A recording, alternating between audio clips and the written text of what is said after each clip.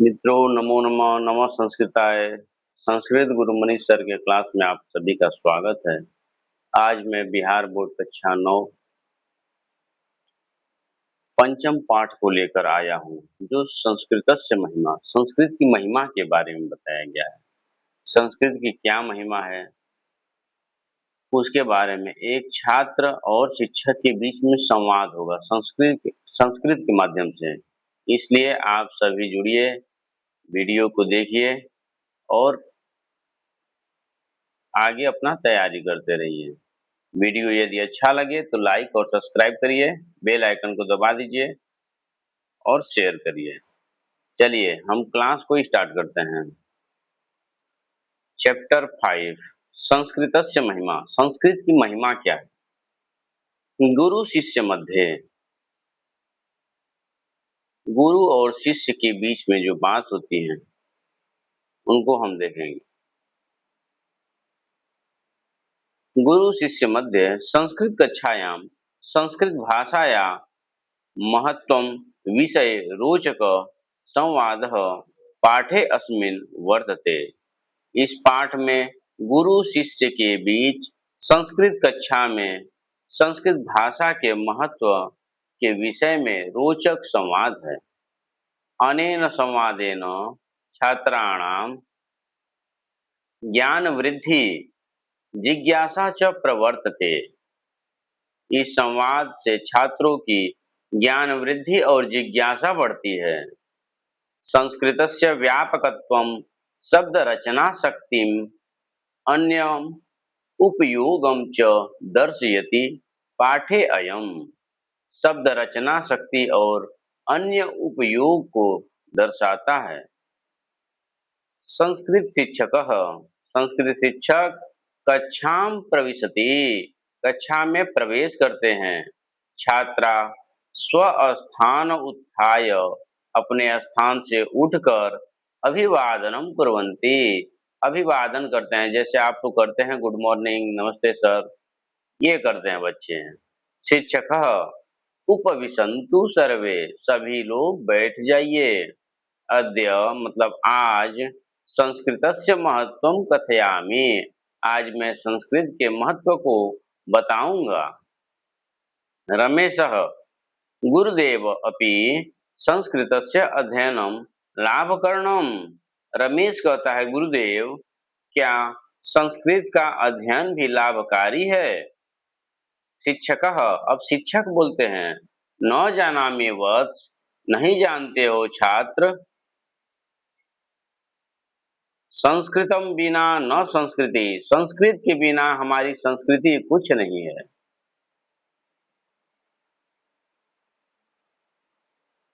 फिर राजीव बोलता है, क्या बोलता है देखिए, राजीव बोलता है, का नाम संस्कृति, संस्कृति क्या होता है? शिक्षकः संस्कृते एव आचारा विचारा भावनाश्च सन्ति, संस्कृत में ही हमारे जो आचार विचार हैं और भावनाएं हैं, यत्र यत्र यत्र इमे भवन्ति तत्र एव संस्कृति, जहाँ ये होते हैं उसे हम संस्कृति कहते हैं। जो हमारा कल्चर होता है, जो हम सीखे हैं, बड़ों को नमस्कार करना, अच्छा बात करना, लोगों के प्रति प्रेम भाव, हमारी भावना कैसी है, ये हमारी क्या है? संस्कृति है। अब आगे देखिए, पुष्कर पुष्कर कहता है, कथयन्ति जना यत इयं मृता भाषा, लोग कहते हैं कि यह मृता, मरी हुई भाषा है। संस्कृत का इस लोग कहाँ उतना प्रचार कर पाते हैं, लेकिन ये क्या है? देव भाषा है। संस्कृत से ही सब भाषाओं का विकास हुआ है। पहले प्राचीन भाषा यही है। ठीक है। शिक्षकः वत्स ज्ञानहीन अस्ते, पुत्र वे अज्ञानी हैं। अस्यम एव भारतीय भाषाणाम जीवनम, इसमें ही भारतीय भाषाओं का जीवन है। अस्या एव भारतीय भाषा निर्गता, भारतीय भाषा इससे ही निकली हुई है। इसी को लोग देव भाषा भी बोलते हैं।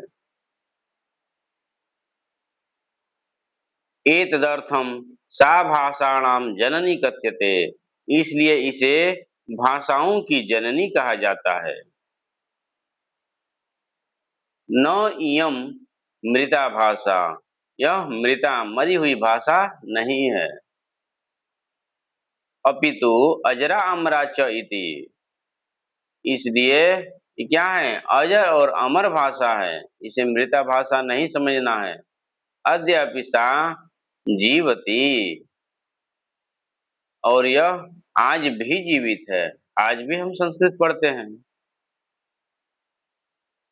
रमेशः अस्यम एव भारतीय भाषाणां जीवनम, रमेश कहता है, क्या इसमें ही भारतीय भाषाओं का जीवन है? शिक्षकः, शिक्षक कहते हैं, अथ किम, हाँ अवश्य। सर्वा भारतीय भाषा संस्कृत भाषाया ऋणम धारयन्ति, सभी भारतीय भाषा संस्कृत भाषा का क्या है, ऋणी है। क्योंकि लिए इसी से पहला भाषा यही है, इसी से सब भाषाओं का क्या हुआ, विकास हुआ, इसलिए सभी भाषा संस्कृत भाषा का क्या है, ऋणी है। अत्रैव प्राचीनम वेदादि शास्त्रम रचितम, इसलिए ही इसमें ही प्राचीन वेद शास्त्र शास्त्र आदि रचे गए हैं। फिर कमाल कहता है, शब्द ज्ञानाय, शब्द ज्ञान के लिए संस्कृत कोशो अपि वर्तते, संस्कृत कोश, जैसे इंग्लिश में डिक्शनरी होता है शब्द और अर्थ को जानने के लिए, इसीलिए पूछता है कि इसमें भी संस्कृत कोश है क्या।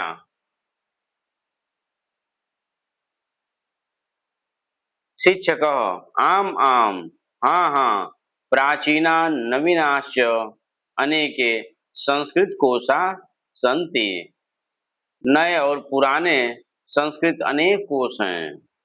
शब्द रचना विधिरपि व्याकरणे वर्तते, व्याकरण में शब्द रचना विधि भी है। तेन लक्षसः शब्दा निर्मीयन्ते अन्य असु भाषासु प्रदीयन्ते, जिससे लाखों शब्द निर्मित होते हैं और दूसरी भाषा में दिए जाते हैं। अब आगे देखते हैं। पुष्कर, पुष्कर कहता है, अस्या व्याकरणम अपूर्वम तरहि, इसका व्याकरण तो अपूर्व अद्वितीय है। शिक्षक अत्र पाणिनि श्रेष्ठ व्याकरण आसीत, यहाँ पाणिनि श्रेष्ठ व्याकरण थे। तत्सदृशः न कुत्र अपि वैयाकरणो जाता, उनके समान कोई भी श्रेष्ठ व्याकरण नहीं हुआ। लतिका, लतिका बोलती है, किम पाणिनि समाना कुत्रापि वैयाकरणो न अस्ति, क्या पाणिनि के समान कोई भी व्याकरण कभी भी नहीं है। शिक्षक आम, अस्योत्तरम सर्वत्र मौनमस्ति, सभी जगह इसका उत्तर मौन है। रमा, अब रमा पूछती है, गुरुदेव मम पिता कथयति यत् संगणके कंप्यूटर यंत्रे अपि संस्कृतम सहायकम भवति, गुरुदेव मेरे पिता कहते हैं कि संगणक कंप्यूटर यंत्र में भी संस्कृत सहायक होते हैं। शिक्षक सत्यम वदति ते पिता, बिल्कुल तुम्हारे पिता क्या करते हैं, सत्य बोलते हैं। अपि च योग शास्त्रे पतंजलि संस्कृतम योग दर्शनम अपि अपूर्वम, और भी योग शास्त्र में पतंजलि द्वारा योग दर्शन भी अद्वितीय है। नासा में वैज्ञानिक और अनेक अनेक भाषाओं को वहां पे, जैसे नासा में अंतरिक्ष में क्या होता है, वहां पर भी संस्कृत से ही टाइप होता है और उसका भाषा एकदम जैसा का वैसा मैसेज आता है, और अन्य भाषाओं में किया जाता है तो मैसेज पूरा प्राप्त नहीं हो पाता है। इसलिए संस्कृत का महत्व तो है हर जगह, विदेश में सभी लोग उसका महत्व, कई ग्रंथों पे उसका प्रचार प्रसार हो रहा है, खोजबीन हो रहा है, इसलिए बहुत उपयोगी है। अब देखिए आगे, कमालः पूज्यवर श्रूयते यत् संस्कृते क्रियारूपाणि असंख्यानि सन्ति।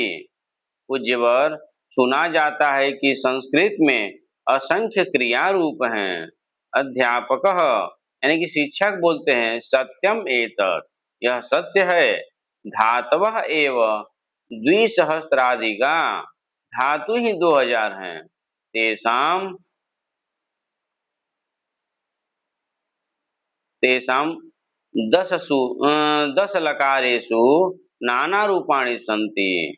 उनके 10 लकारों के अनेक विविध रूप होते हैं। सर्वेषु लकारेषु नौ नौ रूपाणि सन्ति। सभी लकारों में 9 9 रूप होते हैं। पुष्करः धातु, पुष्कर बोलता है, धातौ धातु धातवो अपि त्रिधा भवन्ति। धातु भी 3 प्रकार के होते हैं। इति भवान उक्तवानः, ऐसा आपने बताया। धातु के दो धातु कितने होते हैं? 3 प्रकार के होते हैं। लकार 10 लकार होते हैं।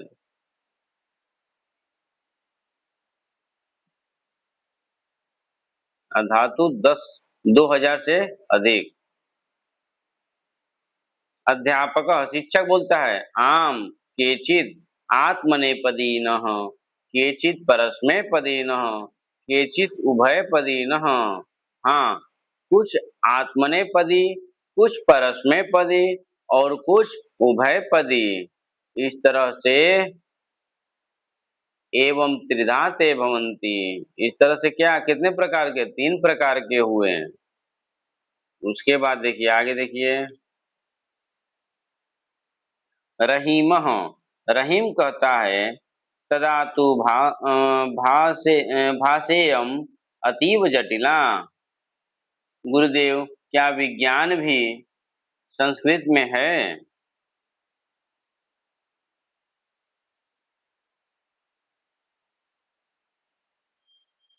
नहीं नहीं, रहीम, तदा तु भाषेयम् अतीव जटिला, तब तो यह भाषा बहुत ही जटिल है। शिक्षकः, किम कथयसि, क्या कहते हो? भूगोल खगोल विषये आर्यभट्टीय बृहत् संहिता इत्यादयः ग्रंथा प्रसिद्धा। अध्यापक कहता है, नहीं नहीं, यह सरल भी है और कठिन भी है। सामान्य प्रयोग में सरल और रहस्यमयी, विषय के निरूपण में कठिन भी है। जैसा इच्छानुसार प्रयोग किया जाता है।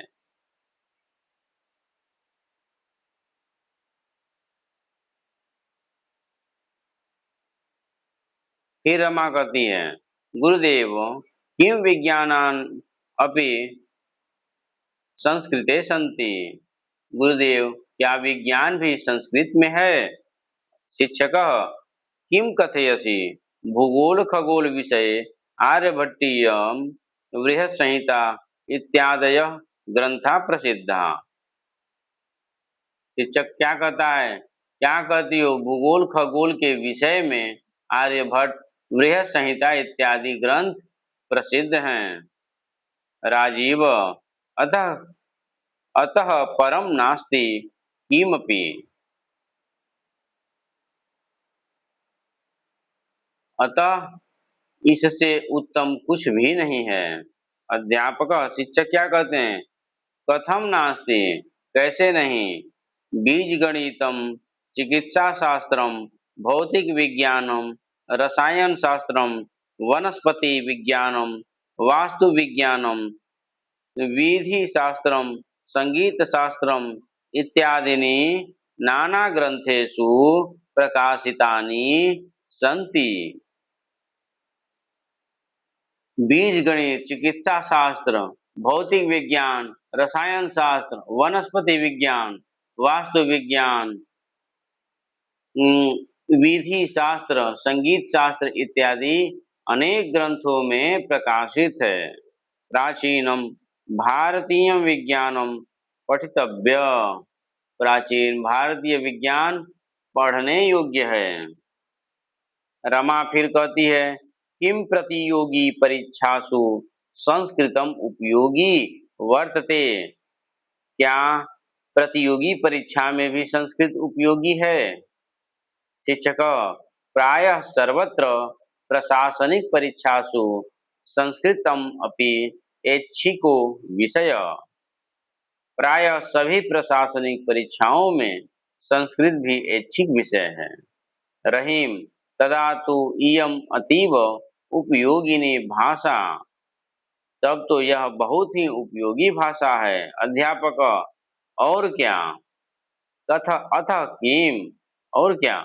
पुष्कर, पुष्कर कहता है, तर्हि नूनम एव सर्वे अस्माभिः मनोयोगेन संस्कृतं पठनीयम धन्येयम भाषा। तो निश्चित ही हम लोगों को मन लगाकर संस्कृत पढ़नी चाहिए। धन्य है यह भाषा। कई प्रतियोगी परीक्षाओं में संस्कृत का महत्व है। वैकल्पिक विषय में UP TET, Bihar TET, C TET, TET में सब दिया जाता है। तो इसलिए संस्कृत का भी अध्ययन बहुत जरूरी है हमारे जीवन में। और आप सबको यह वीडियो अच्छा लगे तो लाइक करिए, सब्सक्राइब करिए और बेल आइकन को दबा के वीडियो को अधिक से अधिक लोगों तक शेयर करिए। धन्यवाद।